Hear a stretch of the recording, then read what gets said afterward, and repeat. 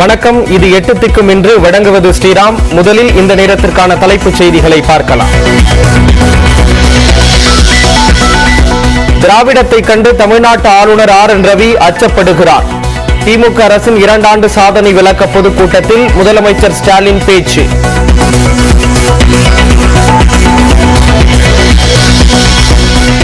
ஆளுநரை வைத்து தமிழ்நாட்டை மிரட்ட நினைத்தால் அடிபணிய மாட்டோம். மொழிப்போர், மிசா உள்ளிட்டவற்றை எதிர்கொண்டவர்கள் திமுகவினர் என முதலமைச்சர் திட்டவட்டம்.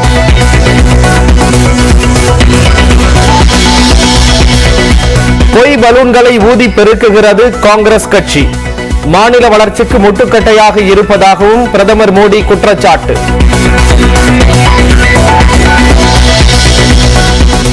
$2,500 கோடி ரூபாய்க்கு வாங்கப்பட்டது கர்நாடக முதலமைச்சர் பதவி.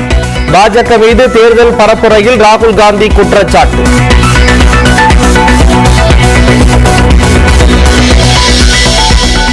இளநிலை மருத்துவ படிப்புக்கு நாடு முழுவதும் 499 நகரங்களில் நீட் தேர்வு. தமிழ்நாட்டில் 245 மையங்களில் தேர்வை எழுதிய 1.5 லட்சம் மாணவ மாணவிகள்.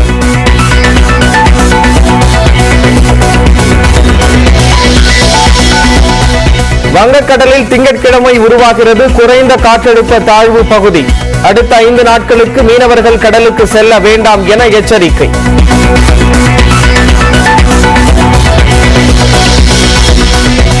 வளிமண்டல கீழடுக்கு சுழற்சி காரணமாக 18 மாவட்டங்களில் கனமழைக்கு வாய்ப்பு.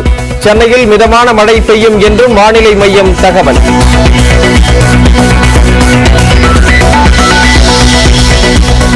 தூத்துக்குடி மாவட்டத்தில் பெய்த தொடர் கனமழையால் மூழ்கிய ரயில்வே பாலம். உயிரை பணயம் வைத்து அபாயகரமான முறையில் பயணிக்கும் மக்கள்.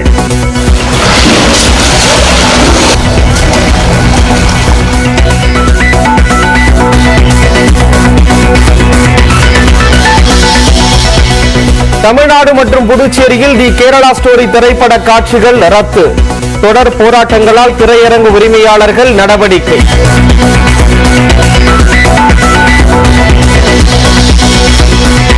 சென்னை அண்ணா சாலையில் 2வது வாரமாக களை கட்டிய வீதி திருவிழா.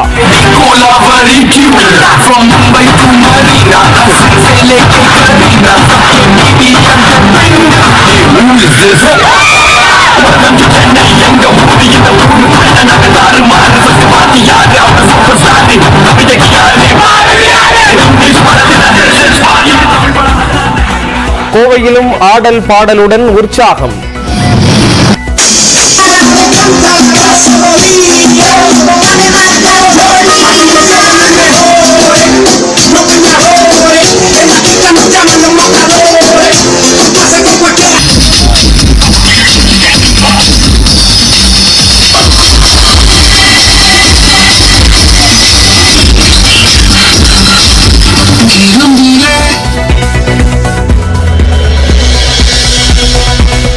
கோடை விடுமுறையை கொண்டாட சுற்றுலா தலங்களில் குவிந்த மக்கள். கொடைக்கானல், கோத்தகிரியில் திரும்பும் பக்கமெல்லாம் நிரம்பி வடிந்த கூட்டம்.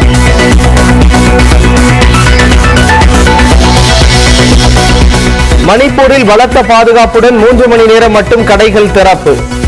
மோரே தமிழர்கள் பாதுகாப்புடன் இருக்க அறிவுறுத்தல்.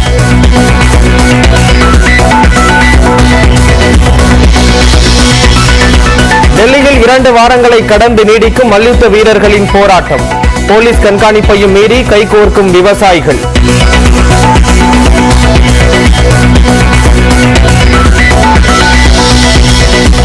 IPL போட்டியில் 56 ரன்கள் வித்தியாசத்தில் குஜராத் அபார வெற்றி. இமாலய இலக்கை எட்ட முடியாமல் தோல்வியடைந்த லக்னோ அணி.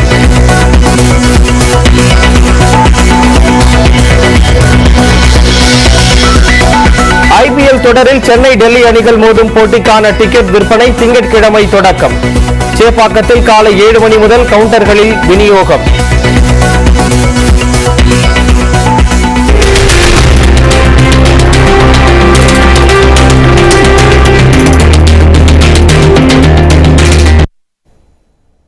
ஆரியத்தை வீழ்த்தும் சக்தி கொண்ட திராவிடத்தை பார்த்து ஆளுநர் RN ரவி அஞ்சுகிறார் என முதலமைச்சர் மு க ஸ்டாலின் கடுமையாக விமர்சித்துள்ளார். சென்னை பல்லாவரத்தில் திமுக அரசின் 2 ஆண்டு கால சாதனை விளக்க பொதுக்கூட்டம் நடைபெற்றது. இதில் முதலமைச்சரும் திமுக தலைவருமான மு.க.ஸ்டாலின், திமுக பொருளாளர் டி.ஆர். பாலு, அமைச்சர் தாமோ அன்பரசன் உள்ளிட்டோர் கலந்து கொண்டனர். அப்போது முதலமைச்சர் மு.க.ஸ்டாலினுக்கு அமைச்சர் தாமோ அன்பரசன் செங்கோல் வழங்கினார்.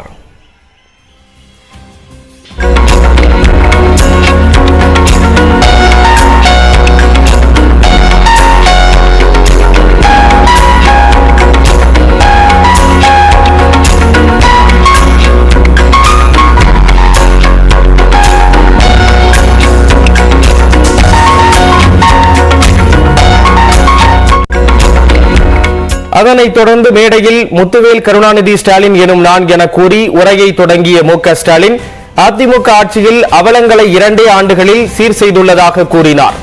திராவிட மாடல் காலாவதியான கொள்கை அல்ல என்றும், சனாதனத்தை காலாவதியாக்கிய மாடல் என்றும் முதலமைச்சர் தெரிவித்தார்.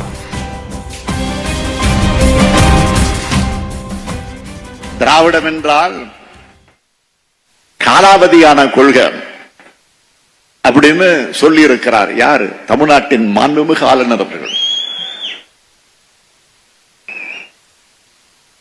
அவருக்கு சொல்வேன், திராவிடம் என்பது காலாவதியான கொள்கை அல்ல, சனாதனத்தை காலாவதி ஆக்கியது திராவிடம்,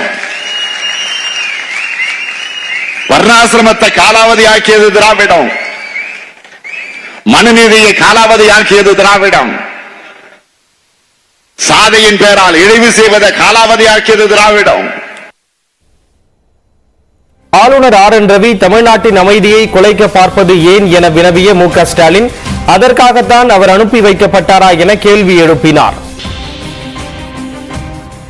ஆளுநர் மிஸ்டர் ஆர்.என். ரவி அவர்களே, நான் கேட்கிறேன் உங்களை பார்த்து, பாஜக ஆளுகிற மணிப்பூர் மாநிலம் என்று பற்றி எரிகிறது, அதுபோல தமிழ்நாடு பற்றி எரிகிறதா? என்ன பேசுகிறார் ஆளுநர்? சில நாட்களுக்கு முன்னால் கர்நாடக மாநிலத்தில் கலவரம் நடந்தது, அது பாஜக ஆளுகிற மாநிலம் தானே, அதுபோல இங்கு நடந்ததா? சிதம்பரம் தீட்சிதர்கள் விவகாரத்தில் அரசு விளக்கம் அளித்த பிறகும் பேசி வரும் ஆளுநர், குழந்தை திருமணத்தை ஆதரிக்கிறாரா எனவும் முதலமைச்சர் மு.க.ஸ்டாலின் கேள்வி எழுப்பினார். மேலும் தன்னை சர்வ அதிகாரம் படைத்தவர் என்று நினைத்துக் கொண்டு ஆளுநர் மாளிகையில் இருந்து தமிழ்நாட்டில் ஆட்சி நடத்த பார்ப்பதாகவும் குற்றம் சாட்டினார். கோடிக்கணக்கான மக்கள் வாக்களித்து சட்டமன்றத்துக்கு அனுப்பி வைத்த மக்கள் பிரதிநிதிகளால் உருவாக்கப்பட்ட சட்டத்தை ஒரு நியமன ஆளுநர் நிறுத்தி வைப்பார் என்றால் அதைவிட மக்களாட்சிக்கு வேற அவமானம் இருக்க முடியுமா? ஆளுநர் கையெழுத்து தேவை என்பதையே அரசியலமைப்பு சட்டத்தில் திருத்தம் கொண்டு வந்து நீக்க வேண்டாமா?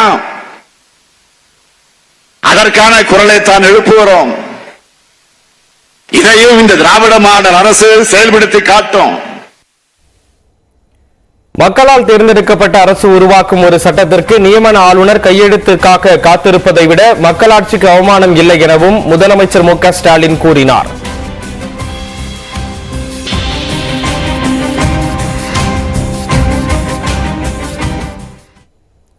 திமுக அரசு ஈராண்டு ஆட்சி காலத்தை நிறைவு செய்துள்ள நிலையில் விமர்சனங்களை பற்றி கவலைப்படவில்லை என்று முதலமைச்சர் மு.க.ஸ்டாலின் தெரிவித்துள்ளார்.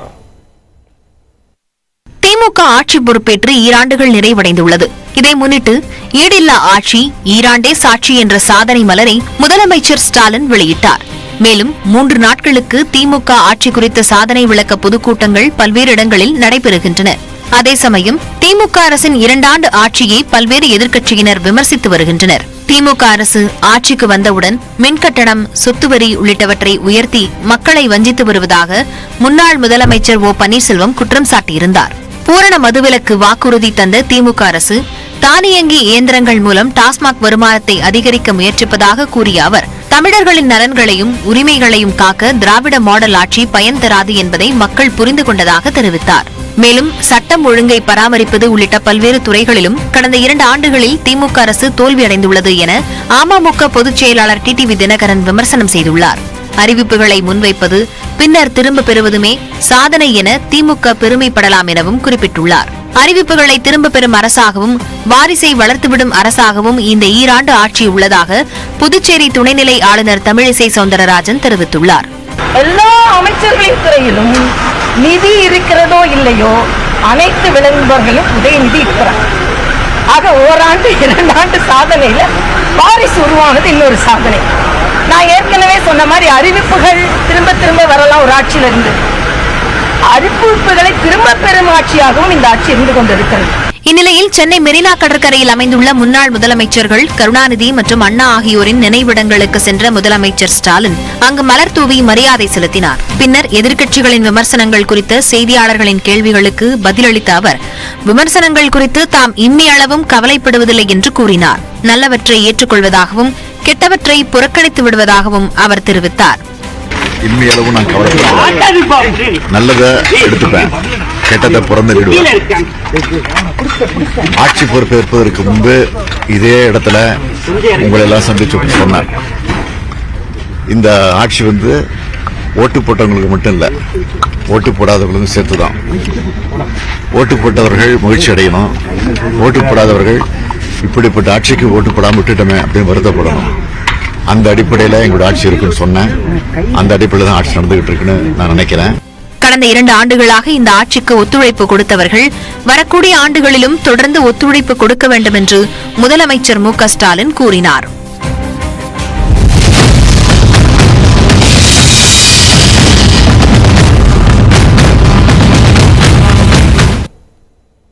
கர்நாடகாவில் தேர்தல் பரப்புரைகள் இறுதிக்கட்டத்தை எட்டியுள்ள நிலையில் மாநிலம் முழுவதும் அரசியல் கட்சி தலைவர்கள் தீவிர வாக்கு சேகரிப்பில் ஈடுபட்டுள்ளனர்.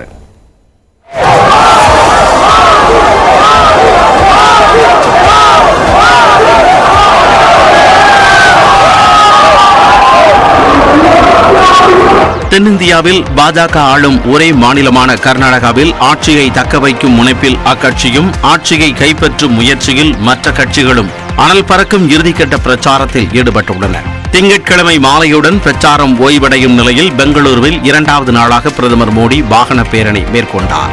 கெம்பேகவுடா சிலையில் இருந்து எம்ஜிஆர் சாலையில் உள்ள ட்ரினிட்டி சர்க்கிள் வரை 10 கிலோமீட்டர் தூரத்திற்கு திறந்த வாகனத்தில் பயணம் சென்ற அவருக்கு வழி நெடுகிலும் பாஜகவினர் மலர்தூவி வரவேற்பு அளித்தனர். கலை நிகழ்ச்சிகள், மேளதாளங்கள் என்று அவரது பேரணி சென்ற வழி நெடுகிலும் விழாக்கோலம் பூண்டது.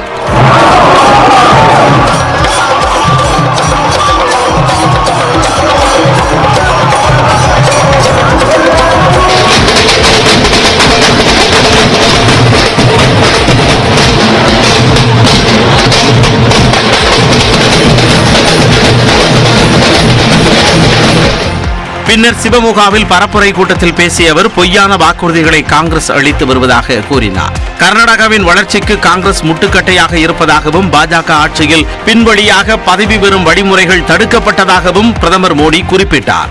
कर्नाटका की जनता ने कांग्रेस का ये बलून, ये गुब्बारा, ये जनता ने ही उसको चूर चूर कर दिया.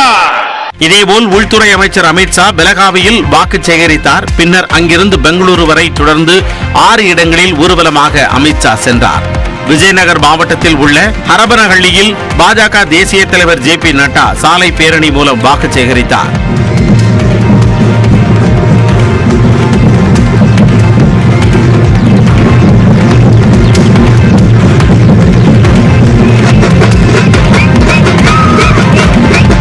மங்களூருவில் அசாம் முதலமைச்சர் ஹிமந்த பிஸ்வா சர்மாவும் பெலகாவியில் கோவா முதலமைச்சர் பிரமோத் சாவந்தும் பாஜக வேட்பாளர்களை ஆதரித்து வாக்கு சேகரிப்பில் ஈடுபட்டனர். மற்றொருவரும் பெங்களூருவில் காங்கிரஸ் வேட்பாளர்களை ஆதரித்து வாக்கு சேகரித்த ராகுல் காந்தி திடீரென டெலிவரி பாய் ஒருவரின் 2 சக்கர வாகனத்தில் அமர்ந்து கொண்டு பயணித்தார்.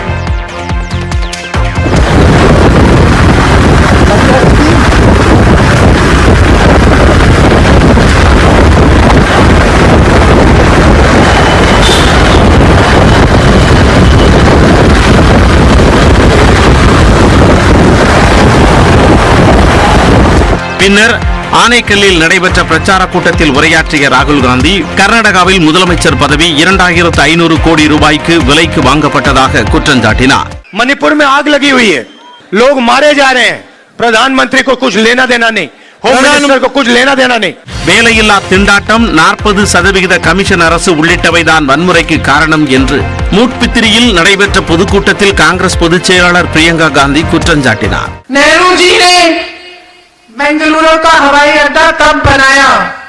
अपने समय में। इंदिरा जी ने नए बेंगलुरु का पोर्ट बनाया, न्यू बेंगलुरु पोर्ट। क्या हुआ? दोनों बेच दिए गए। किसको और क्यों? இதனிடையே கமலாப்பூரில் காங்கிரஸ் தேசிய தலைவர் மல்லிகார்ஜுன கார்கேவும் பெங்களூருவில் சத்தீஸ்கர் முதலமைச்சர் பூபேஷ் பாகல் பொதுச் செயலாளர்களில் ஒருவரான ஜெயராம் ரமேஷ் உள்ளிட்டோரும் காங்கிரஸ் வேட்பாளர்களை ஆதரித்து வாக்கு சேகரிப்பில் ஈடுபட்டனர். மணிப்பூரில் கலவரத்தால் பாதிக்கப்பட்ட பகுதிகளில் இருந்து இதுவரை 23,000க்கும் மேற்பட்டோர் மீட்கப்பட்டுள்ள நிலையில் அத்தியாவசிய பொருட்களை வாங்குவதற்காக 3 மணி நேரம் ஊரடங்கு தளர்த்தப்பட்டது.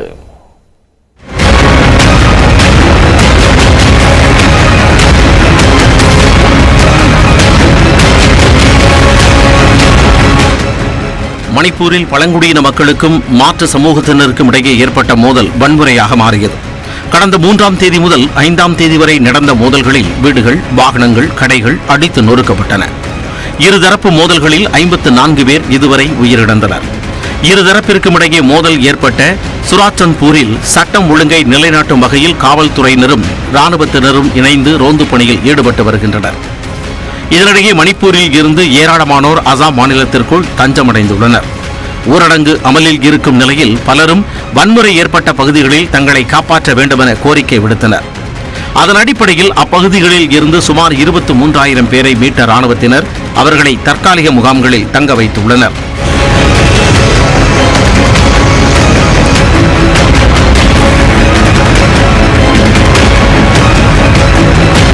இந்நிலையில் பொதுமக்கள் அத்தியாவசிய பொருட்கள் வாங்குவதற்கு ஏதுவாக காலை 7 மணி முதல் பகல் 10 மணி வரை ஊரடங்கில் தளர்வு அளிக்கப்பட்டது.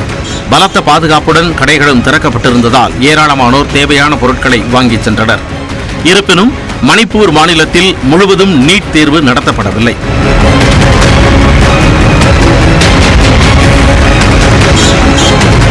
ராணுவம் குவிக்கப்பட்டிருந்தாலும் ஆங்காங்கே வன்முறை தொடர்ந்து வருவதால் பதற்றமான சூழல் தொடர்கிறது. இதனால் மணிப்பூர் மியான்மர் எல்லையில் மோரே என்ற இடத்தில் வசிக்கும் தமிழர்களின் நிலை கவலைக்குரியதாக உள்ளதாக கூறப்படுகிறது. தமிழர்கள் வீடுகளிலேயே இருக்குமாறு அறிவுறுத்தப்பட்டுள்ள நிலையில் அனைவருக்கும் சரியான நேரத்தில் உதவி கிடைப்பதை உறுதி செய்ய வேண்டும் என்று அவர்கள் கோரிக்கை விடுத்துள்ளனர். இதனிடையே மணிப்பூர் வன்முறை தொடர்பாக சமூக வலைதளங்களில் பரவும் வதந்திகளை நம்ப வேண்டாம் என்று மத்திய அமைச்சர் ராஜ்குமார் ரஞ்சன் சிங் தெரிவித்துள்ளார். மணிப்பூர் மாநிலத்தில் தற்பொழுது நிலைமை சீரடைந்து வருவதாக கூறியுள்ள அவர் சுற்றுலா பயணிகள், பிற மாநில மாணவர்கள் உள்ளிட்டோரை மீட்கும் பணியில் ராணுவத்தினர் ஈடுபட்டு வருவதாகவும் தெரிவித்துள்ளார். இந்த நிலையில் வன்முறையால் பாதிக்கப்பட்டுள்ள மணிப்பூரில் குடியரசுத் தலைவர் ஆட்சியை அமல்படுத்த வேண்டும் என காங்கிரஸ் கட்சியின் மூத்த தலைவர்களில் ஒருவரும் எம்பியுமான சசி தரூர் வலியுறுத்தியுள்ளார். தொடர்ந்து விரைவுச் செய்திகளை பார்க்கலாம். புதுச்சேரி கூனிச்சம்பட்டு கிராமத்தில் 300 ஆண்டுகள் பழமையான திரௌபதி அம்மன் கோவிலில் மகாபாரதத்தை நினைவுகூரும் வகையில் தேர் திருவிழா வெகு விமர்சையாக நடந்தது. 5ஆம் தேதி அர்ஜுனன் திரௌபதி திருக்கல்யாண உற்சவம் நடைபெற்றதைத் தொடர்ந்து தேர் திருவிழா தொடங்கியது. மகாபாரத போர் 18 நாட்கள் நடந்தது. இதில் 17வது நாள் அர்ஜுனனுக்கு கிருஷ்ணர் தேரோட்டியதை நினைவுகூரும் விதமாக நேற்று தேரோட்டம் நடந்தது. அதனைத் தொடர்ந்து போர் வெற்றியை கொண்டாடும் விதமாக பஞ்சபாண்டவர்களுடன் இன்று தேரோட்டம் நடைபெற்றது. விழாவில் பக்தர்கள் இறந்தவர்களுக்கு இறுதிச் சடங்கு செய்வதைப் போன்று நேர்த்திக்கடன் செலுத்தினர். கிராமத்தின் அனைத்து சாலைகளிலும் வடம் பிடித்து இழுக்கப்பட்ட தேரை திரளான பக்தர்கள் பரவசத்துடன் வழிபட்டனர்.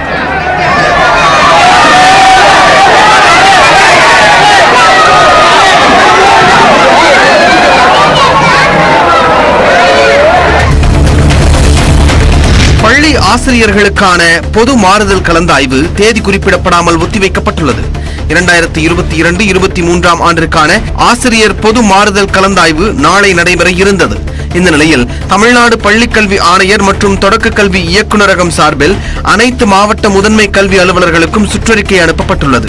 அதில் நிர்வாக காரணங்களுக்காக ஆசிரியர்களுக்கான பொது மாறுதல் மற்றும் பதவி உயர்வு கலந்தாய்வுகள் ஒத்திவைக்கப்படுவதாக தெரிவிக்கப்பட்டுள்ளது. மேலும் பொது மாறுதல் கலந்தாய்வு தொடர்பான தேதி பின்னர் அறிவிக்கப்படும் என்றும் அறிவிக்கப்பட்டுள்ளது. சபரீசன் சந்திக்க விரும்பியதன் காரணமாகவே ஓ பன்னீர்செல்வம் அவரை சந்திக்க ஒப்புக்கொண்டதாக ஓபிஎஸ்ஸின் இளைய மகன் ஜெயபிரதீப் தெரிவித்துள்ளார். சென்னை சேப்பாக்கம் மைதானத்தில் நேற்று நடந்த கிரிக்கெட் விளையாட்டை பார்க்க வந்த முன்னாள் முதலமைச்சர் ஓ பன்னீர்செல்வமும் முதலமைச்சர் மு.க. ஸ்டாலினின் மருமகன் சபரீசனும் சந்தித்து பேசியது அரசியலில் பேசுபொருளாக மாறியது. இந்த நிலையில் ஓபிஎஸ் சபரீசன் சந்திப்பு தொடர்பாக ஓபிஎஸ்ஸின் இளைய மகன் ஜெயபிரதீப் சமூக வலைதள பக்கத்தில் விளக்கம் அளித்துள்ளார். அதில் சபரீசன் சந்திக்க விரும்பியதன் காரணமாகவே ஓ பன்னீர்செல்வம் அவரை சந்திக்க ஒப்புக்கொண்டதாக ஜெயபிரதீப் தெரிவித்துள்ளார். உண்மையாக நடந்து கொள்பவர்கள் மற்றும் நியாயமான கருத்துக்களை தெரிவிப்பவர்களை ஏற்றுக்கொள்ளக்கூடிய மனப்பக்குவம் இல்லாதவர்களே விமர்சனங்களை முன்வைத்து அவரை விரோதியாக பார்ப்பார்கள் என ஜெயபிரதீப் கூறியுள்ளார். ஓபிஎஸ் அதிமுகவின் வளர்ச்சிக்காகப்பட்ட வழிகளை மனசாட்சியின்படி சுய அறிவோடு சிந்தித்து பார்க்க வேண்டும் எனவும் அதன்படி விமர்சனங்களை முன்வையுங்கள் எனவும் ஜெயபிரதீப் கூறியுள்ளார்.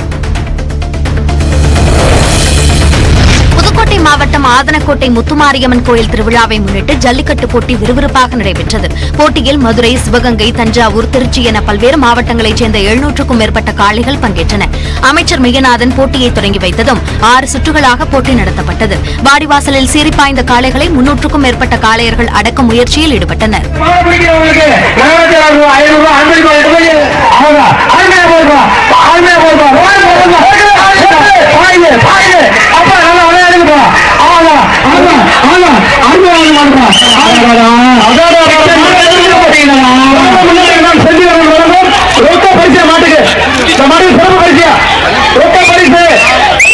இதில் வெற்றி பெற்ற காளைகளின் உரிமையாளர்களுக்கும் மாடுபிடி வீரர்களுக்கும் கட்டில், டைனிங் டேபிள், சில்வர் பாத்திரங்கள், ஃபேன், மிக்சி, குக்கர் உள்ளிட்டவை பரிசுகளாக வழங்கப்பட்டன.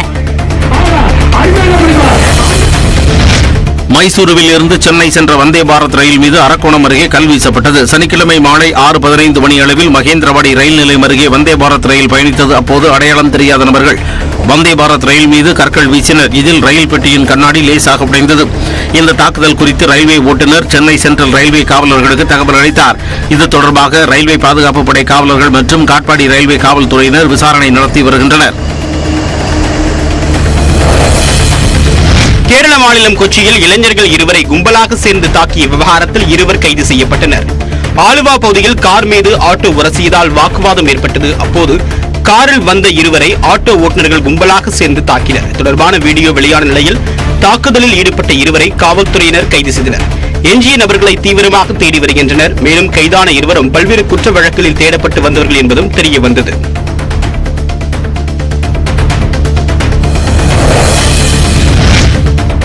லால் சலாம் திரைப்பட படப்பிடிப்பில் பங்கேற்பதற்காக நடிகர் ரஜினிகாந்த் சென்னையில் இருந்து விமானம் மூலம் மும்பை சென்றார். ரஜினியின் மகள் ஐஸ்வர்யா இயக்கும் லால் சலாம் படத்தின் படப்பிடிப்பு மும்பையில் 10 நாட்கள் நடைபெற இருக்கிறது. இதற்காக அவர் மும்பை செல்லும் தகவல் அறிந்து ரஜினி ரசிகர்கள் சிலர் சென்னை விமான நிலையத்தில் ரஜினிக்காக காத்திருந்தனர். சிலர் ரஜினிக்கு சால்வை அணிவித்தனர். ஆனால் ரசிகர்களை அதிக நேரம் சந்திக்காமல் ரஜினிகாந்த் அவசரமாக புறப்பட்டுச் சென்றார். இதனால் ரஜினியிடம் ஆட்டோகிராஃப் வாங்க 1 மணி நேரம் காத்திருந்த ரசிகர் ஒருவர் ஏமாற்றமடைந்தார்.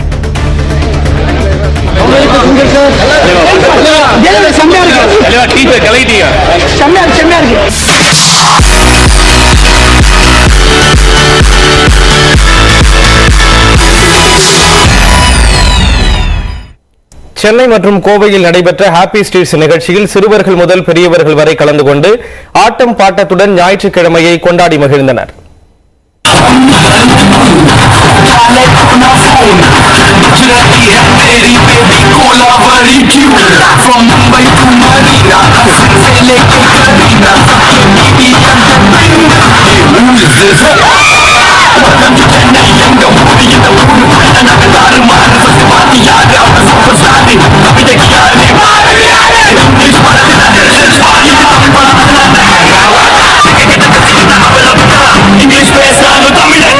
சென்னையில் உள்ள முக்கிய சாலையில் ஞாயிற்றுக்கிழமை தோறும் காலை 6 மணி முதல் 9 மணி வரை ஹாப்பி ஸ்ட்ரீட்ஸ் என்ற நிகழ்ச்சி நடத்தப்படுகிறது.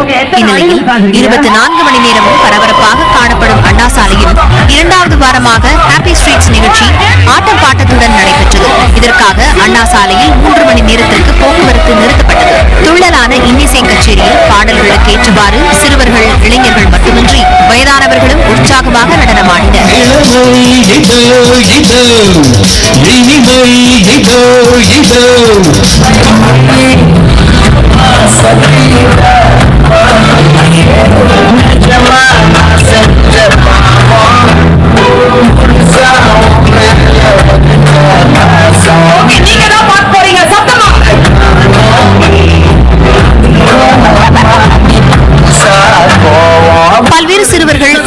செய்தும் சைக்கிள் ஓட்டியும் தங்களது மகிழ்ச்சியை வெளிப்படுத்தினர். அத்துடன் இளைஞர்கள், பெண்கள் பேட்மிண்டன் விளையாடினர்.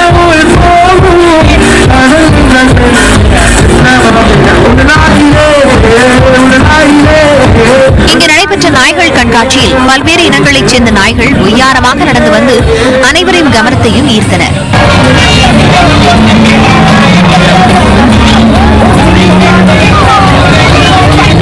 ஹாப்பி ஸ்ட்ரீட் நிகழ்ச்சியை மேலும் கூடுதல் நேரத்திற்கு நடத்த வேண்டும் என்று பொதுமக்கள் கோரிக்கை விடுத்துள்ளனர்.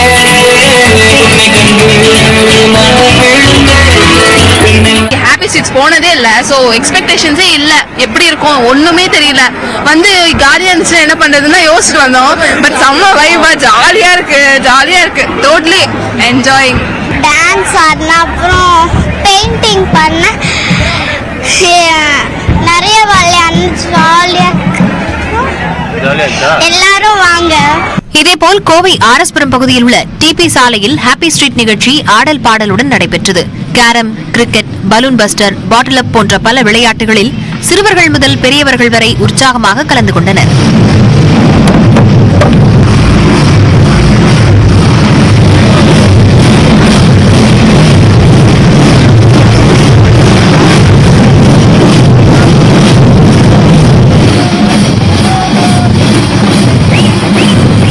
கிட்ஸ்களை உற்சாகப்படுத்த பம்பரம், டயர் உருட்டுதல் போன்ற விளையாட்டுகள் நடத்தப்பட்டன. அதனை சிறுவர்கள் ஆர்வத்துடன் விளையாடி மகிழ்ந்தனர்.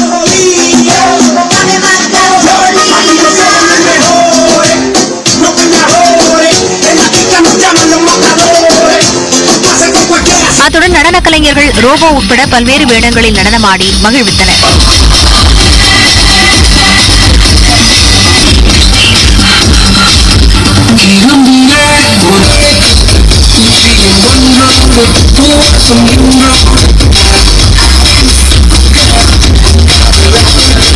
இசை கச்சேரியின் போது ஆடல், பாடல் என அனைவரும் தங்களின் மகிழ்ச்சியை வெளிப்படுத்தினர். இதில் பெண்களுக்கு கோலப் போட்டியும் நடத்தப்பட்டது.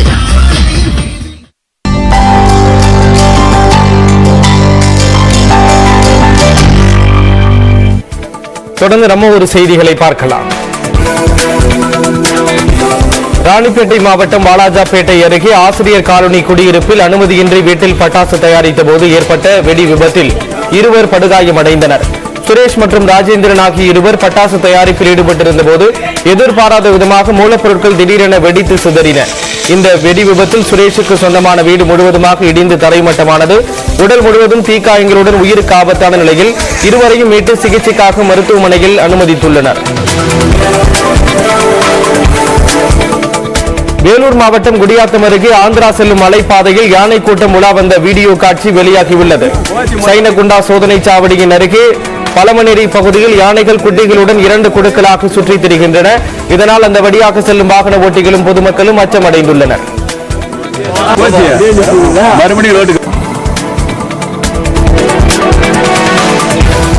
திருப்பத்தூர் மாவட்டம் வாணியம்பாடி அருகே புல்லூர் தடுப்பணை நிரம்பி வடிவதால் விவசாயிகள் மகிழ்ச்சி அடைந்துள்ளனர். கடந்த 4 நாட்களாக தமிழக ஆந்திர எல்லையில் உள்ள வனப்பகுதிகளிலும் பாலாறு நீர்பிடிப்பு பகுதிகளிலும் தொடர் கனமழை பெய்து வருகிறது. இதனால் நீர்வரத்து அதிகரித்து புல்லூர் தடுப்பணை அதன் முழு கொள்ளளவை எட்டியுள்ளது. நிரம்பி வடியும் நீர் அம்பலூர், கொடையாஞ்சி, அவரங்குப்பம், திம்மாம்பேட்டை உள்ளிட்ட பகுதிகள் வழியாக பாலாற்றில் பாய்வதால் நிலத்தடி நீர்மட்டம் உயரும் என்று விவசாயிகள் கருதுகின்றனர்.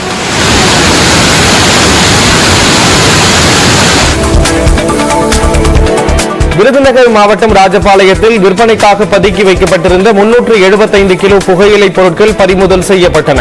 தகவலின் அடிப்படையில் ஆசிரியர் காலனியில் உள்ள தனியார் குடோனில் காவல்துறையினர் சோதனை நடத்தினர். அப்போது புகையிலை பொருட்களை பறிமுதல் செய்ததுடன் பிரகாஷ், முத்து, ஜெயச்சந்திரன் ஆகியோரை கைது செய்தனர். திருப்பத்தூர் மாவட்டத்தில் பல்வேறு பகுதிகளில் காற்றுடன் கூடிய கனமழை பெய்தது. காலை முதலே மேகமூட்டத்துடன் காணப்பட்ட நிலையில் வாணியம்பாடி, திருப்பத்தூர், ஜோலார்பேட்டை உள்ளிட்ட பகுதிகளில் 2 மணி நேரத்திற்கு மேலாக மழை வெளுத்து வாங்கியது. நாற்றம்பள்ளி, பொன்னேரி, ஏலகிரி மலை சுற்றுவட்டார பகுதிகளிலும் பலத்த மழை பெய்தது. இதனால் தாழ்வான பகுதிகளில் தண்ணீர் பெருக்கெடுத்து ஓடியது.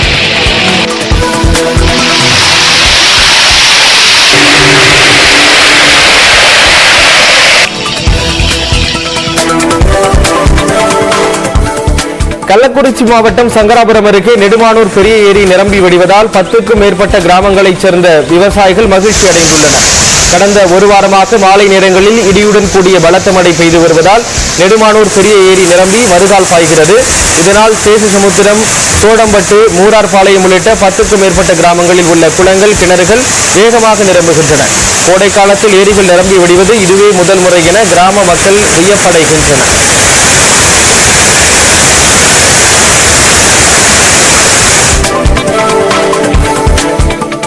உதகையில் சாலை விபத்தில் சிக்கியவரின் உயிரை நாடாளுமன்ற உறுப்பினர் ஆராசா காப்பாற்றியுள்ளார். கோத்தகிரி வழியாக உதகை சென்ற கேரளாவைச் சேர்ந்த பயணிகளின் கார் விபத்தில் சிக்கியது. அப்போது அந்த வழியாக சென்ற நீலகிரி நாடாளுமன்ற உறுப்பினர் ஆராசா உயிருக்கு போராடியவர்களை மீட்டு தனது பாதுகாப்பு வாகனத்தில் ஏற்றி மருத்துவமனைக்கு அனுப்பி வைத்தார். உதகை மருத்துவக் கல்லூரி மருத்துவமனையில் சிகிச்சைக்காக அனுப்பி வைத்த நிலையில் அவர்களின் நிலை குறித்து பணியில் இருந்த மருத்துவர்களை தொடர்பு கொண்டு நாடாளுமன்ற உறுப்பினர் ஆராசா பேசினார். ராஜா சார் எம்பி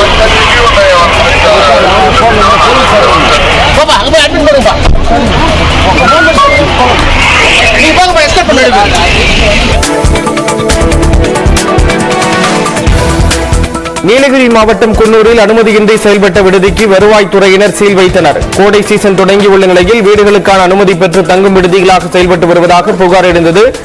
உபதலை ஊராட்சிக்குட்பட்ட கரோலினா என்ற இடத்தில் ஆர்க் ஹெரிடேஜ் என்ற தனியார் தங்கும் விடுதிக்கு வருவாய்த்துறை மற்றும் ஊரக வளர்ச்சித்துறையினர் சீல் வைத்தனர். கரூர் மாவட்டம் குளித்தலை அருகே கொத்தனாரை கடப்பாறையால் தாக்கி கொலை செய்து கிணற்றில் வீசி சென்றவர்களை காவல்துறையினர் தேடி வருகின்றனர். சுக்காம்பட்டி கிராமத்தைச் சேர்ந்த 40 வயதான செல்வம் நேற்றிரவு திடீரென்று காணாமல் போனார். இது தொடர்பான புகாரில் இன்று காலை அதே பகுதியில் உள்ள கிணற்றில் இருந்து செல்வம் சடலமாக மீட்கப்பட்டார். சம்பவ இடத்திற்கு மோப்பனாய் வரவழைக்கப்பட்டு தடயங்களை சேகரித்த தோகைமலை காவல்துறையினர் கொலை செய்தவர்களை தேடி வருகின்றனர். தேனி மாவட்டம் சின்னமனூர் அருகே மேகமலை வனப்பகுதியில் நடமாடும் அரிசி கொம்பன் யானையை வனத்துறையினர் 3 குழுக்களாக கண்காணித்து வருகின்றனர். ஹைவேஸில் பேரூராட்சிக்கு உட்பட்ட கிராமங்களில் ஆட்கொள்ளி யானையான அரிசி கொம்பன் உலா வருவதால் கிராம மக்கள் அச்சமடைந்துள்ளனர். அரிசி கொம்பனின் நடமாட்டத்தை அதன் கழுத்தில் பொருத்தப்பட்டுள்ள ரேடியோ காலர் கருவி வாயிலாக வனத்துறையினர் கண்காணிக்கின்றனர். இரவு நேரங்களில் பொதுமக்கள் வீட்டை விட்டு வெளியே வருவதை தவிர்க்க வனத்துறையினர் அறிவுறுத்தியுள்ளனர். விழுப்புரம் மாவட்டம் வானூர் அருகே ஆரோவில் காவல் நிலைய வளாகத்தில் பால் விற்பனையாளர் உடலில் பெட்ரோல் ஊற்றி தற்கொலைக்கு முயன்றது அதிர்ச்சியை ஏற்படுத்தியுள்ளது. திருச்சிற்றம்பலம் கூட்டு ரோட்டைச் சேர்ந்த 52 வயதான சுப்பராயனை பாபு என்பவர் மிரட்டியதால் விபரீத முடிவை எடுத்துள்ளார்.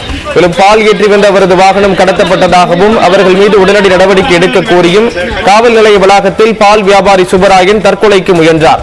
உடனடியாக அவரை தடுத்து நிறுத்திய போலீசார் அவர் மீது தண்ணீர் ஊற்றி காப்பாற்றினர். சிவகங்கை மாவட்டம் சிங்கமுனரி அருகே மேலப்பட்டியில் சொக்கன்கருப்பூர் மலையாண்டி சாமி சித்திரை அன்னதான விழாவை ஒட்டி மஞ்சு விரட்டு போட்டி நடைபெற்றது. இதில் கொட்டாம்பட்டி, மேலூர், நத்தம், செல்லியம்பட்டி உள்ளிட்ட பல்வேறு பகுதிகளில் இருந்து சுமார் 100 காளைகள் கலந்து கொண்டன. சீறி பாய்ந்த காளைகளை காளையர்கள் விரட்டி பிடித்தனர். போட்டியை காண பல்வேறு பகுதிகளில் இருந்து ஆயிரக்கணக்கான மக்கள் மேலப்பட்டி கிராமத்தில் குவிந்தனர். அவிழ்த்து விடப்பட்ட காளைகளின் திமிலை பிடித்து அடக்க முயன்ற காளையர்களை காளைகள் தூக்கி வீசியது.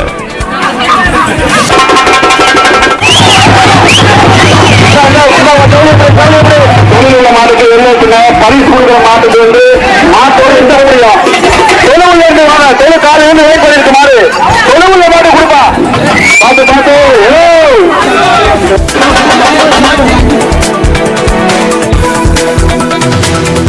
ராணிப்பேட்டை மாவட்டம் அரக்கோணத்தில் மாவட்டங்களுக்கு இடையேயான சிலம்பம் சாம்பியன்ஷிப் போட்டி நடைபெற்றது. தனியார் பள்ளியில் நடைபெற்ற போட்டியில் காஞ்சிபுரம், திருவள்ளூர், ராணிப்பேட்டை ஆகிய மாவட்டங்களைச் சேர்ந்த 5 வயது முதல் 18 வயதுக்குட்பட்ட வீரர் வீராங்கனைகள் 200 பேர் கலந்து கொண்டனர்.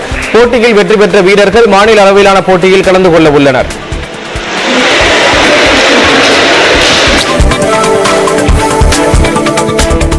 கோடை விழாவின் ஒரு பகுதியாக நீலகிரி மாவட்டம் உதகையில் புகைப்பட கண்காட்சி தொடங்கியது. இந்த கண்காட்சியினை திமுக நாடாளுமன்ற உறுப்பினர் ஆராசா, சுற்றுலாத்துறை அமைச்சர் ராமச்சந்திரன் ஆகியோர் தொடங்கி வைத்தனர். நேற்று 12வது காய்கறி கண்காட்சி கோத்தகிரியில் தொடங்கியது. இதனைத் தொடர்ந்து உதகையில் உள்ள பழங்குடியினர் பண்பாட்டு மையத்தில் புகைப்பட கண்காட்சி தொடங்கியது. நிகழ்ச்சியில் பேசிய நாடாளுமன்ற உறுப்பினர் ராசா, நீலகிரி மாவட்ட மக்களின் நாகரீகம், பண்பாட்டை எடுத்துச் சொல்லும் வகையில் கண்காட்சி அமைந்துள்ளது என்றார்.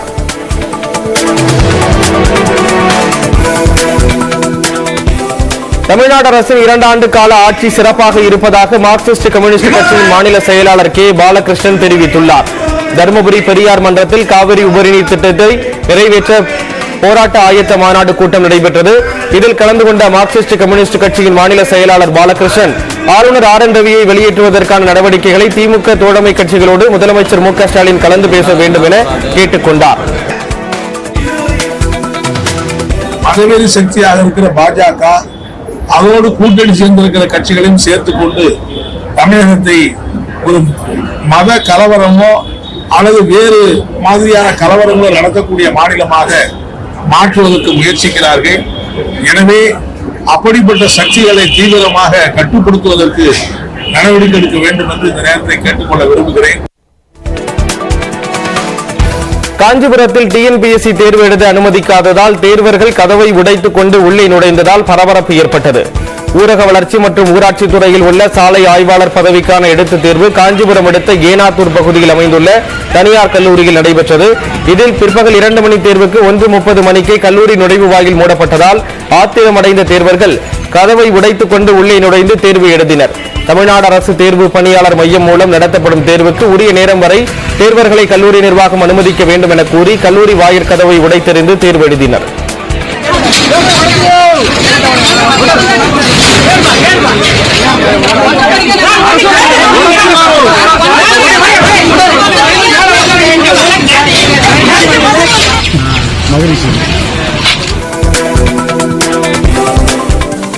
கோவை மாவட்டம் மேட்டுப்பாளையம் அடுத்துள்ள சிறுமுகையில் காட்டு யானை திடீரென சாலையில் செல்வோரை விரட்டியதால் பரபரப்பு ஏற்பட்டது. சாலை ஓரத்தில் யானை நிற்பதை கண்ட வாகன ஓட்டிகள் வாகனங்களை நிறுத்தியதால் சிறுமுகை சத்தியமங்கலம் சாலையில் போக்குவரத்து பாதிக்கப்பட்டது. தகவல் அறிந்து வந்த வனத்துறையினர் பட்டாசு வெடித்து யானையை விரட்ட முயன்றபோது சாலையில் நின்றிருந்தவர்களை பிளறியபடி யானை விரட்டியதால் மக்கள் அலறியடித்து ஓடினர்.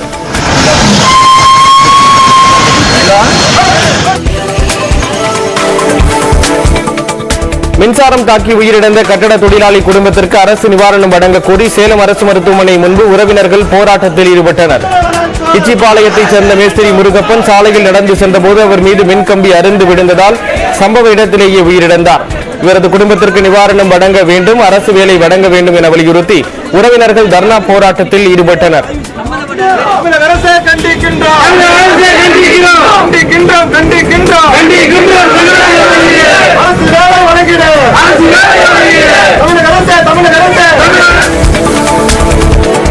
திருவள்ளூர் மாவட்டம் பழவேற்காட்டில் பனை மரத்தின் பெருமையை உணர்த்தும் வகையிலும் பனை திருவிழா விழிப்புணர்வு நடைபெற்றது. இயற்கை அரண் சமூக நல அறக்கட்டளை சார்பில் நடைபெற்ற இந்த நிகழ்ச்சியில் பனை மரத்தின் சிறப்புகள் குறித்தும் பனை மரத்தின் பயன்கள் குறித்தும் விளக்கம் அளிக்கப்பட்டது. நிகழ்ச்சியில் கலந்து கொண்டவர்களுக்கு நுங்கு வழங்கப்பட்டது. கண்காட்சியில் பனை ஓலைகள் மற்றும் பனை மரத்தாலான பொருட்கள் காட்சிப்படுத்தப்பட்டன.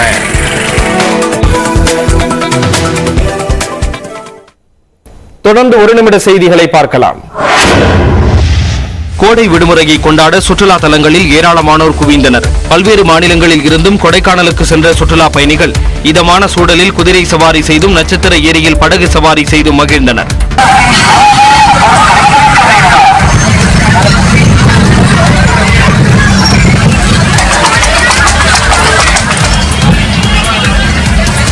ஏரியில் அமைக்கப்பட்டுள்ள செயற்கை நீரூற்றுகள் சுற்றுலா பயணிகளை வெகுவாக கவர்ந்தன. மோயர் சதுக்கம், வெள்ளி நீர்வீழ்ச்சி உள்ளிட்ட இடங்களிலும் கூட்டம் அலைமோதியது. செடிகள்லாம் பார்க்கும்போது ரொம்ப மன சந்தோஷமா இருக்கு. பச்சை பசேல்னு இருக்கு. ஒரு செடியும் அவ்வளோ அழகா இருக்கு. பூக்கள்லாம் பார்க்கும்போது அவ்வளோ ஒரு சந்தோஷமா இருக்கு. நீலகிரி மாவட்டம் கோத்தகிரியில் காய்கறி கண்காட்சியை காண ஆயிரக்கணக்கானோர் குவிந்தனர். கண்களை கவரும் வகையில் வடிவமைக்கப்பட்டுள்ள காய்கறி சிற்பங்களை குடும்பத்துடன் கண்டு மகிழ்ந்தனர்.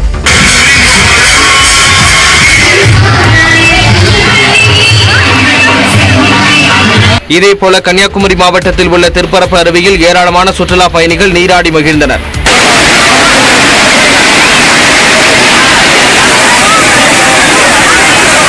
அருவிக்கு அருகே உள்ள நீச்சல் குளத்தில் விளையாடியும் படகு சவாரி செய்தும் குழந்தைகளுடன் கோடை விடுமுறையை கொண்டாடினர். சூடானில் இருந்து மீட்கப்பட்ட ஹக்கி விக்கி பழங்குடியின மக்கள் கர்நாடக மாநிலம் சிவமோகாவில் பிரதமர் மோடியை சந்தித்து நன்றி தெரிவித்தனர். பறவைகளை வேட்டையாடுவதையும் நாட்டு மருந்துகள் தயாரிப்பதையும் பாரம்பரிய தொழிலாக கொண்டவர்கள் ஹக்கி விக்கி சமூகத்தினர். கர்நாடகாவைச் சேர்ந்த இவர்கள் சூடானில் மூலிகை மருந்தின் தேவை அதிகரிப்பால் அங்கு குடியேறினர். சூடானில் ஏற்பட்ட உள்நாட்டுப் போரால் பாதிக்கப்பட்ட ஹக்கி பிக்கி பழங்குடியின மக்கள் ஆபரேஷன் காவிரி மூலம் பத்திரமாக தாயகம் அழைத்து வரப்பட்டனர். இந்நிலையில் 31க்கும் மேற்பட்ட ஹக்கி பிக்கி மக்கள் பிரதமர் மோடியை சந்தித்தனர். பின்னர் பிரதமருக்கு பாசி மற்றும் சால்வை அணிவித்து நன்றி தெரிவித்தனர்.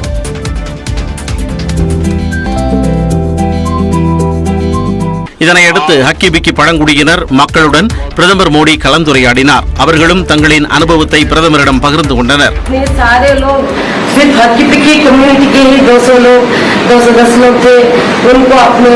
பிரதமருக்கு நன்றி தெரிவித்து அவரை உற்சாகப்படுத்தும் விதமாக பாடலை பாடினர். இந்தியர்கள் உலகில் எந்த ஒரு மூலையில் பாதிக்கப்பட்டிருந்தாலும் அவர்களின் பிரச்சனை தீரும் வரை இந்திய அரசாங்கம் ஓய்வெடுக்காது என பிரதமர் மோடி கூறினார். இமாச்சல பிரதேசத்தில் கடும் பனிப்பொழிவால் தேசிய நெடுஞ்சாலை பனி பொருத்தியபடி காணப்பட்டது. இமாச்சல பிரதேச மாநிலத்தில் கடந்த சில நாட்களாக பனிப்பொழிவு நிலவி வருகிறது. இதனால் முக்கிய சுற்றுலா தலமான மணாலியில் இருந்து லடாக்கில் உள்ள லே பகுதியை நெடுஞ்சாலை முழுவதும் பனி படர்ந்தது. இதன் காரணமாக போக்குவரத்து பாதிக்கப்பட்ட நிலையில் பனியை அகற்றும் நடவடிக்கையில் ஊழியர்கள் ஈடுபட்டனர்.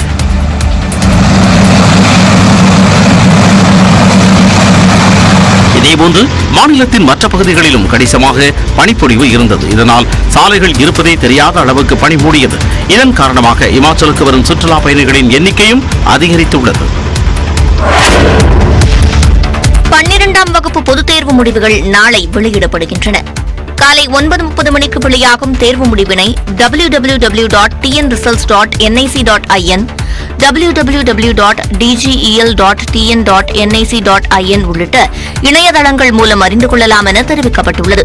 அது மட்டுமின்றி மாணவர்கள் ஏற்கனவே பதிவு செய்துள்ள செல்போன் எண்ணுக்கு தேர்வு முடிவுகள் குறுஞ்செய்தி மூலம் அனுப்பி வைக்கப்படும் எனவும் மாவட்ட ஆட்சியர் அலுவலகங்கள், நூலகங்களில் இலவசமாக தேர்வு முடிவுகளை அறிந்து கொள்ளலாம் எனவும் கூறப்பட்டுள்ளது. தற்காலிக மதிப்பெண் சான்றிதழ்களை நாளையே பள்ளிகளில் மாணவர்கள் பெற்றுக் கொள்ளவும் அரசு தேர்வுகள் துறை ஏற்பாடு செய்துள்ளது. தேர்வு முடிவுக்கு பிறகு உயர்கல்வியில் சேருவதற்கான ஆலோசனைகளை பெற மாணவர்கள் 144417 என்ற எண்ணை தொடர்பு கொள்ள அறிவுறுத்தப்பட்டுள்ளது. இதில் கல்லூரி படிப்புகள், உயர்கல்வி கடன் பெறுவது உள்ளிட்ட பல்வேறு சந்தேகங்களுக்கு விளக்கமளிக்கப்படும் என கூறப்பட்டுள்ளது. வங்கக்கடலில் நாளை காற்றழுத்த தாழ்வு பகுதி உருவாகும் என வானிலை ஆய்வு மையம் தெரிவித்துள்ளது. வளிமண்டல கீழடுக்கு சுழற்சி காரணமாக 18 மாவட்டங்களில் கனமழைக்கு வாய்ப்பிருப்பதாக கூறப்பட்டுள்ளது. தருமபுரி, கிருஷ்ணகிரி, திருப்பத்தூர், சேலம், கள்ளக்குறிச்சி, ஈரோடு மாவட்டங்களிலும், புதுக்கோட்டை, திருச்சி, பெரம்பலூர், நாமக்கல், நீலகிரி மற்றும் கோவை மாவட்டங்களிலும் கனமழை பெய்யக்கூடும் என குறிப்பிட்டுள்ளது.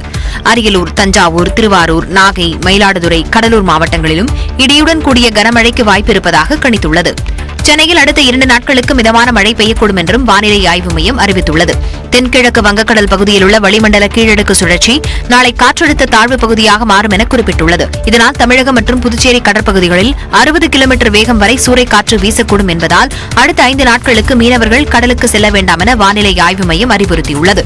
மேலும் கடலில் உள்ள மீனவர்கள் திங்கட்கிழமைக்குள் கரைக்கு திரும்புமாறும் எச்சரிக்கை விடுக்கப்பட்டுள்ளது. தூத்துக்குடி மாவட்டம் கடம்பூர் அருகே ரயில்வே சுரங்க பாலத்தில் தண்ணீர் தேங்கியிருப்பதால் போக்குவரத்து துண்டிக்கப்பட்டுள்ளது. கண்ணார்பாளையம், மத்தம்பாளையம் பகுதிகளை கோவை சாலையுடன் இணைக்கும் வகையில் கோட்டங்கால் கிராமத்தில் இந்த பாலமானது கட்டப்பட்டது. இந்நிலையில் கடந்த 2 நாட்களாக பெய்த கனமழை காரணமாக பாலத்தில் 4 அடிக்கு மேல் தண்ணீர் தேங்கியுள்ளது. இதனால் போக்குவரத்து தடை செய்யப்பட்டதால் பல கிராம மக்கள் அவதிக்குள்ளாகி உள்ளனர். தவிர்க்க முடியாத காரணங்களுக்காக சிலர் நீச்சல் அடித்தும் தண்டவாளத்தை கடந்தும் ஆபத்தான முறையில் செல்கின்றனர்.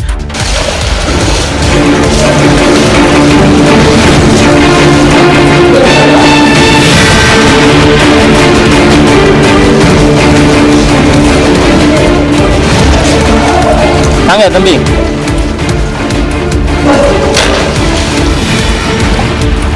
ஒவ்வொரு மழையின் போதும் தங்கள் கிராமம் தீவு போல மாறிவிடுவதாகவும் கிராம மக்கள் வேதனை தெரிவிக்கின்றனர். ஓட்டு மாத்திரம் கேட்க வாரீங்க, எந்த ஸ்டெப்பும் எடுக்க மாட்டேங்க. ரோடு போடுறேன்ட்டு அடிக்கல் நாட்டிட்டு போனாங்க, இது வரைக்கும் எந்த ஸ்டெப்பும் எடுக்கல.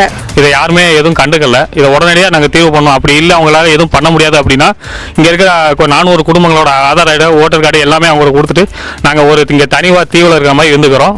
நீங்கள் அதுக்கப்புறம் என்ன முடிவு பண்ணுமோ சீக்கிரம் முடிவு பண்ணி இதை விரைவாக சரி பண்ணணும்னு நாங்கள் கேட்டுக்கிறோம். பேரூராட்சி மற்றும் ரயில்வே நிர்வாகத்திற்கு தகவல் கொடுத்தும் எந்த நடவடிக்கையும் எடுக்கப்படவில்லை என்று கிராம மக்கள் குமுறலை வெளிப்படுத்தினர்.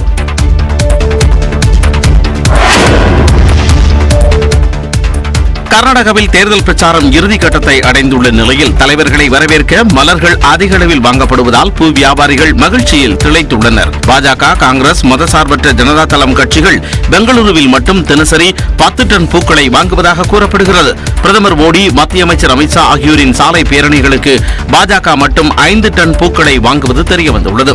இவர்களது பேரணிகளுக்கு காவி மற்றும் மஞ்சள் நிற மலர்கள் மட்டுமே வாங்கப்படுகிறதாம். ராகுல் காந்தி பேரணிகளுக்கு காங்கிரஸ் கட்சியினர் 5 டன் பூக்களை கொள்முதல் செய்கின்றனர். பூக்களை மொத்தமாக கொள்முதல் செய்து பேரணி நடைபெறும் பகுதிகளுக்கு பிரித்து அனுப்பி மலர்களை பிரித்தெடுக்க இளைஞர்கள் பணியமர்த்தப்படுகின்றனர். பெங்களூருவை தவிர மற்ற மாவட்டங்களிலும் இதே முறை கடைபிடிக்கப்படுகிறது. மலர்கள் விற்பனை அதிகரித்ததால் பூ வியாபாரிகள் மிகுந்த மகிழ்ச்சி அடைந்துள்ளனர். இந்நிலையில் மக்கள் விருப்பப்பட்டு வெயிலில் காத்திருந்து தலைவர்களை பூத்தூவி வரவேற்பது போல் விளம்பரம் செய்யப்படுவதாக சமூக ஆர்வலர்கள் குற்றம் சாட்டுகின்றனர். கோவை மாவட்டம் மேட்டுப்பாளையத்தை அடுத்துள்ள சிறுமுகையில் காட்டு யானை திடீரென சாலையில் செல்வோரை விரட்டியதால் பரபரப்பு ஏற்பட்டது. சிறுமுகை பழைய விஸ்கோ சாலையின் முன்புற சாலையோரம் நீண்ட தந்தங்களோடு யானை ஒன்று நின்று கொண்டிருந்தது. போக்குவரத்து மற்றும் ஆள் நடமாட்டம் மிகுந்து காணப்படும் சாலை என்பதால் யானை நிற்பதை கண்டதும் சாலையின் இருபுறமும் வாகனங்கள் நிறுத்தப்பட்டன. இதனால் சிறுமுகை சத்தியமங்கலம் சாலையில் போக்குவரத்து பாதிக்கப்பட்டது. தகவல் அறிந்து வந்த வனத்துறை ஊழியர்கள் பட்டாசு வெடித்து யானையை விரட்ட முயன்றனர். இதில் மிரண்டு போன யானை கோபத்தோடு பிளிரியபடி சாலையில் நின்று விரட்டியது. பீதியடைந்த மக்கள் அங்கிருந்து தப்பி ஓடினர். நீண்ட நேர போராட்டத்திற்கு பின் சாலையை கடந்து சென்ற யானை பவானி ஆற்றின் கரையோர புதர் பகுதிக்குள் சென்று மறைந்தது. இதனால் அப்பகுதியில் சிறிது நேரம் பரபரப்பு நிலவியது. சிவகங்கை மாவட்டம் காரைக்குடி அருகே இலுப்பைக்குடியில் தேர் திருவிழாவையொட்டி மாட்டு வண்டி எல்கை பந்தயம் நடைபெற்றது. இதில் சிவகங்கை, புதுக்கோட்டை, ராமநாதபுரம் ஆகிய மாவட்டத்தைச் சேர்ந்த 16 ஜோடி மாடுகள் கலந்து கொண்டன. வெற்றி பெற்ற மாட்டின் உரிமையாளர்களுக்கு ரொக்க பரிசுகளும் கேடயமும் வழங்கப்பட்டது. பெரிய மாட்டில் 7 ஜோடி மாடுகளும், சிறிய மாட்டில் 9 ஜோடி மாடுகளும் கலந்து கொண்டு இலக்கை நோக்கி சீறி பாய்ந்தன.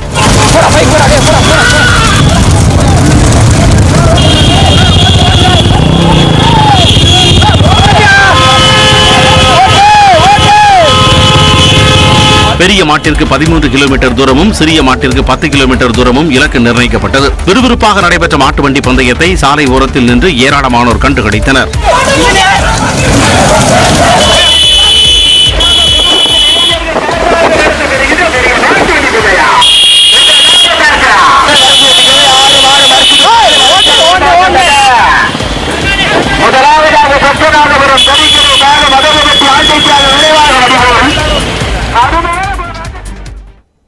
சென்னை வடபழனியில் சினிமா தொடர்பாக பழமையான பொருட்களை உள்ளடக்கிய ஏவிஎம் ஹெரிடேஜ் அருங்காட்சியகத்தை முதலமைச்சர் மு.க. ஸ்டாலின் திறந்து வைத்தார்.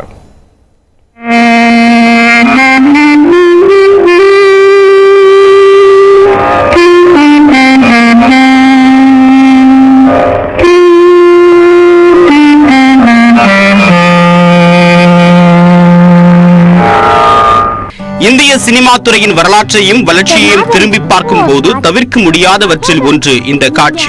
பல மொழிகளில் திரைப்படங்களை தயாரித்து பெரும் வெற்றி கண்டு திரைப்படத்துறையில் தனி சாம்ராஜ்யத்தை உருவாக்கிய தயாரிப்பு நிறுவனம் ஏவிஎம்.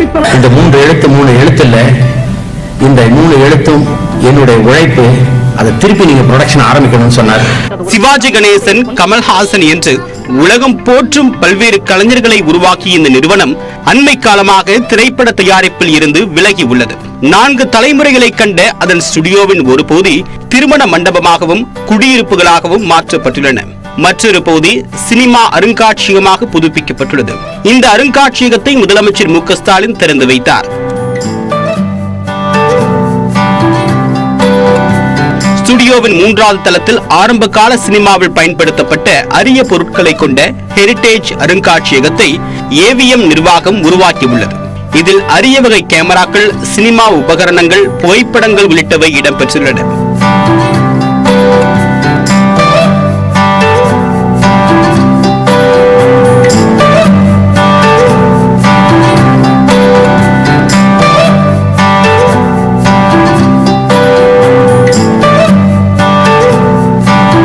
குறிப்பாக 80 ஆண்டுகளுக்கு மேலாக சினிமா துறையில் பயன்படுத்தப்பட்டிருந்த பல்வேறு வகையான கார்கள் கவனம் ஈர்த்தன.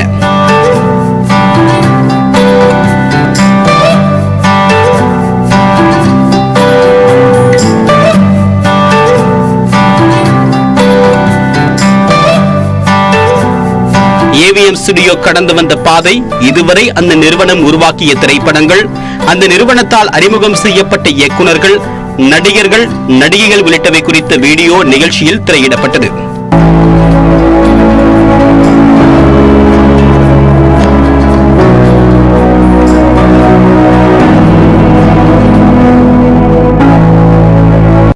ஏவிஎம் ஸ்டுடியோ தங்கள் வாழ்வின் திருப்பு முனையாக இருந்தது என்று முன்னாள் முதலமைச்சர்கள் கருணாநிதி, எம்ஜிஆர், நடிகர்கள் சிவாஜி கணேசன், ரஜினி, நாகேஷ் உள்ளிட்டோர் பேசிய பழைய வீடியோக்கள் சில சகாப்தங்களுக்கு பின்னால் அழைத்து சென்றன.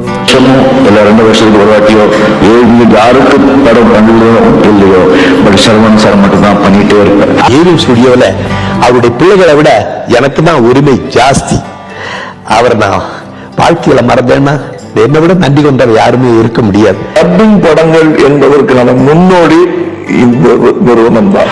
இந்த நிகழ்வில் ஏவிஎம் சரவணன், அவருடைய மகன் குகன், நடிகர்கள் கமல்ஹாசன், சிவகுமார், பாடலாசிரியர் வைரமுத்து, இயக்குனர் SP முத்துராமன், அமைச்சர்கள் உள்ளிட்டோர் பங்கேற்றனர். சினிமா எக்யூப்மெண்ட்னு பார்க்க போனீங்கன்னா 40ஸ்லேருந்து இருக்குங்க. ஏன்னா எங்கள் கிராண்ட் ஃபாதர் வந்து ஸ்டார்ட் பண்ணி இப்போ 77 இயர்ஸ் ஆச்சு. அவர் ஸ்டார்ட் பண்ண காலத்தில் இருந்த எக்யூப்மெண்ட்லேருந்து சினிமா எக்யூப்மெண்ட் இங்கே இருக்குங்க. காருன்னு பார்க்க போனால் இது என்னதில்லை, இது வந்து மதுரை அவங்க பாண்டியன் ஹோட்டலுது. அது 1914 அந்த காரு அவங்க வச்சுக்க முடியல, நீங்கள் கொண்டு வந்து வச்சுட்டு போயிருக்காங்க. அது மாதிரி யாரால வச்சுக்க முடியலையோ நீங்கள் ஜாக்கிரதையாக பார்த்துங்க, நீங்கள் கொடுத்துட்டு போயிடுவாங்க என்கிட்ட. இந்த கார் வந்து 1931, இது ஒரே ஃபேமிலியில் இருந்தது. பாம்பே, டெல்லியில் இருந்தெல்லாம் வந்து ஆஃபர் கொடுத்தாங்க அவருக்கு. அவர் வந்து என்னை வீட்டுக்கு கூப்பிட்டாரு. அவர் பேரலைஸ்டாக இருந்தார். அவர் என்னை கூப்பிட்டு சொன்னார், தம்பி உங்களுக்கு கொடுக்கறதுக்கு ரீசன் வந்து நாளைக்கு என் பேர பசங்க பார்க்கணுன்னா இது எங்கள் ஃபாதரோட காரு அப்படின்னு சொல்லிட்டு அவங்க சன்ஸ் எல்லாம் கூப்பிட்டு எல்லாரும் எழுதி எனக்கு கொடுத்தாங்க இந்த வண்டி. 80 வருஷத்துடைய களஞ்சியம் இங்கே இருக்குது. நாங்கள் யூஸ் பண்ண கேமரா, சவுண்ட்ஸு, மூவியெல்லாம் எடிட்டிங் இருக்கிறது, இது எல்லாம் இருக்குது. இதெல்லாம் எப்படி அந்த காலத்தில் இருந்ததுன்னு மாணவர்கள் நினைச்சாங்கன்னா வேற எங்கேயுமே போக வேண்டாம், இந்த மியூசியத்தில் போதாங்கன்னா தெரிஞ்சு போயிடும். இந்த அருங்காட்சியகம் கட்டணத்துடன் பொதுமக்கள் பார்வைக்கு திறந்து வைக்கப்பட்டிருக்கும் நிலையில் சினிமா ரசிகர்கள் கட்டாயம் காண வேண்டிய கலை பொக்கிஷம் என்றால் மிகையல்ல. திருச்சி மாவட்டம் மணப்பாறை அருகே 16 வயது சிறுமியை பாலியல் பலாத்காரம் செய்த 3 பேர் கைது செய்யப்பட்டுள்ளனர். புதுக்கோட்டை மாவட்டத்தைச் சேர்ந்த 16 வயது சிறுமி மணப்பாறையில் உள்ள தனியார் ஊதுபத்தி தொழிற்சாலையில் பணியாற்றி வந்தார். கடந்த 1ஆம் தேதி பணிக்கு செல்வதாக கூறிவிட்டு சென்ற சிறுமி வீடு திரும்பாததால் உறவினர்கள் காவல் நிலையத்தில் புகார் அளித்துள்ளனர். இதையடுத்து சிறுமியின் செல்போன் பதிவுகளை காவல்துறையினர் ஆய்வு செய்தபோது அவருடன் பேசிய நபர் பெங்களூருவில் இருப்பது தெரிய வந்தது. இதையடுத்து பெங்களூரு சென்ற காவலர்கள் சிறுமியையும் அவருடன் இருந்த ரியாஸ், சதாம் ஆகியோரையும் மணப்பாறை காவல் நிலையத்திற்கு அழைத்து வந்தனர். அவர்கள் அளித்த தகவலின் பேரில் வேலூரில் இருந்த சிறுமியின் காதலன் முபாரக் அலி என்பவரையும் கைது செய்தனர். பின்னர் நடந்த விசாரணையில் சிறுமியை காதலிப்பதாக பெங்களூரு அழைத்து சென்ற முபாரக் அலி பாலியல் வன்கொடுமை செய்ததும், அவர் பணிக்கு சென்ற பின் அவரது நண்பர்களான ரியாஸ், சதாம் ஆகியோரும் சிறுமியை வன்கொடுமை செய்ததும் தெரிய வந்தது. அண்மை செய்திகளுக்கு தொடர்ந்து இணைந்திருங்கள். இது நியூஸ் 18 தமிழ்நாடு.